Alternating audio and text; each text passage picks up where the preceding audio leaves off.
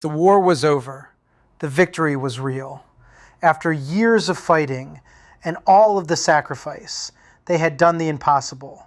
They had beaten an empire. But standing there, in the silence that followed, something didn't feel right. Because winning the war hadn't solved everything. In fact, it may have just created a whole new problem. Because now, there was no structure. Nothing to hold it all together.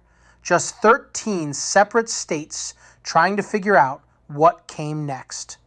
And what came next nearly tore it all apart. The war.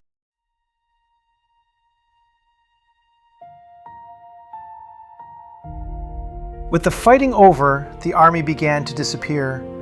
Not in celebration, not in triumph, but quietly. Men who had spent years fighting simply turned and started the long walk home. The camps they left behind didn't echo with victory.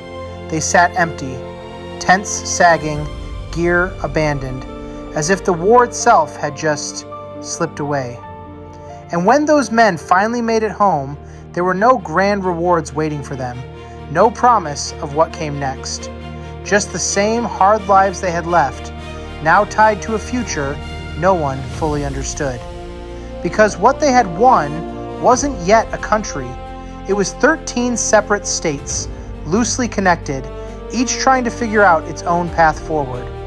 And without something to hold it all together, that fragile victory was already beginning to crack.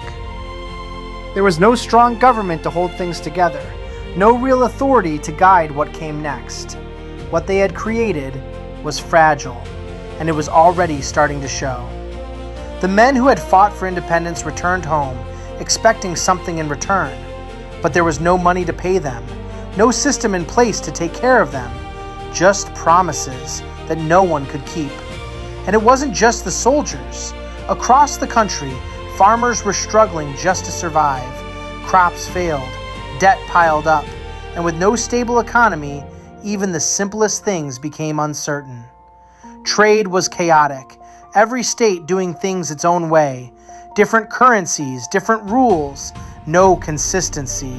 What should have been a united country felt more divided than ever. And slowly, that pressure began to build. And eventually, the frustration reached a breaking point. What started as quiet conversations turned into something more. Farmers, veterans, men who had fought for this country began to gather. Not as soldiers this time, but as citizens who felt they had been pushed too far. The anger spread quickly. Voices grew louder. The problems were no longer ignored. They were shouted. This wasn't just hardship anymore. It was outrage. And then, that anger found direction. They knew where the problem was. The courts, the system, the very authority that was supposed to protect them. Instead, it had become something they no longer trusted. So they went to it, not as a mob, but as men demanding to be heard, standing together, facing the very system they believed had failed them. And in that moment, something changed. This was no longer just frustration. This was the beginning of rebellion. It didn't stay small. What had started in scattered towns and quiet gatherings began to spread. More men joined, more voices rose, and before long, this was no longer just frustration. This was a movement, and as it grew, it found direction. Leaders began to emerge, men who had once fought for independence, now stepping forward again, but this time as voices of a people who felt abandoned by it. And that's when the fear set in. Across the country, leaders began to hear what was happening. Courts were being shut down, authority was being challenged, and for the first time since the war ended, it felt like everything they had built could come undone. Because there was no one strong enough to stop it. No unified army, no real national power. Just states trying to hold things together as the situation grew more unstable by the day. What had been tension became confrontation. Armed men stood face to face. Lines were drawn, and the possibility of violence was no longer distant. This wasn't protest anymore. This was rebellion. But even though it would be brought under control, the damage had already been done. Because the message was clear. What they had created wasn't strong enough. And if it could be shaken this easily, it could collapse entirely. And the rebellion had been stopped, but what it revealed could not be ignored. For the first time, the leaders of this young nation saw the truth clearly. What they had built wasn't strong enough, and if it wasn't fixed, it wouldn't last. So they came together. From different states, different backgrounds, and different ideas, they began to move towards something bigger than themselves. This was no longer about one place or one problem. It was about the survival of the nation. They gathered in Philadelphia to do something that had never been done before. Not to fight a war, but to rebuild a nation from its weaknesses. One by one they arrived, bringing with them their experiences, their fears, and their hopes for what this country could become. Inside those walls, behind closed doors, the debates began. How much power should a government have? How do you protect freedom without losing control?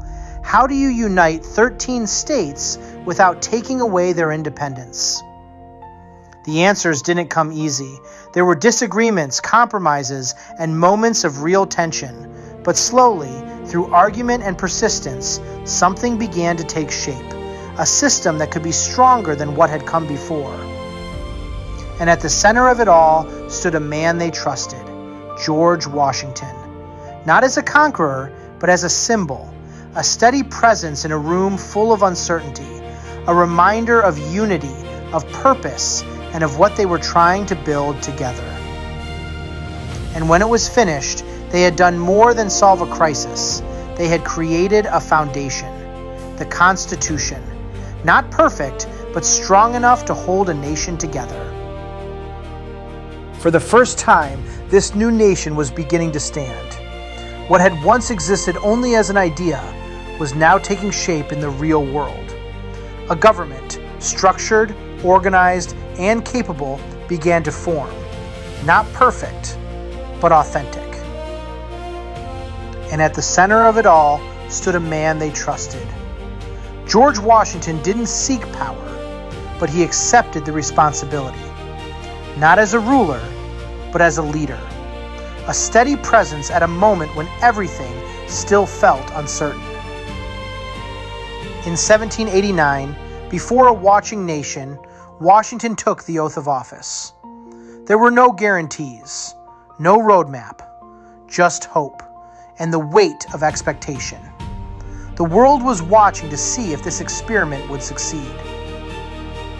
Inside the government, the real work began. Laws were debated. Decisions were made.